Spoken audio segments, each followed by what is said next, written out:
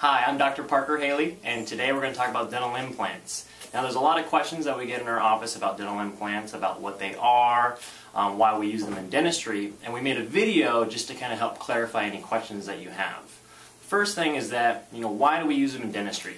Now, in dentistry, if someone comes in, let's say, with a tooth that happened to be avulsed because from trauma or from an accident, or they have a large cavity and the tooth has to be removed, the standard of care now is to do a dental implant to replace the missing tooth. Now, what is a dental implant? Dental implant has three parts. There's the first part, which is the implant, which is going to act as the root. Then there's a connector, and then there's the crown, which acts as the tooth on top.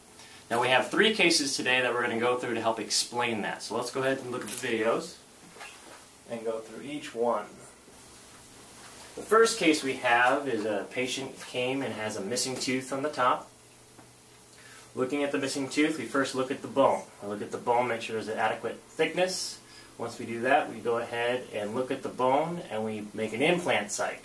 From the implant site, we place the implant into the bone. It's a titanium screw. Once it goes in the bone, we put a healing cap. The healing cap sits in there and we let it cook for about 4 to 6 months, let it integrate into the bone. Then you come back, we take the healing cap off, then we put on the connector. Now from the connector, we have to take an impression of it and send it to the lab. The lab will fabricate you a new crown, which is the tooth, and then we put that on top, we cement it in, and then your missing tooth is replaced. Now we have a second case showing a missing tooth in the front on the bottom. Now again, same thing. You place the implant, put the healing cap on, wait 4 to 6 months to let it heal, remove the healing cap, we put the connector on. From the connector, take an impression, send it to the lab, and they come back with your new crown. Now our last case is the most common case where it's a missing molar on the bottom. Now again, we look at the tooth, look at the area, make sure the bone's nice and thick, make an implant site. We place the implant into the bone.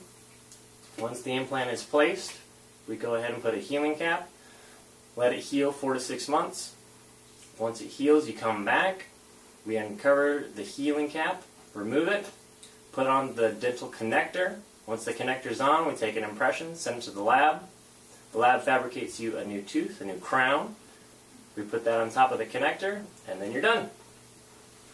And that is the dental implant.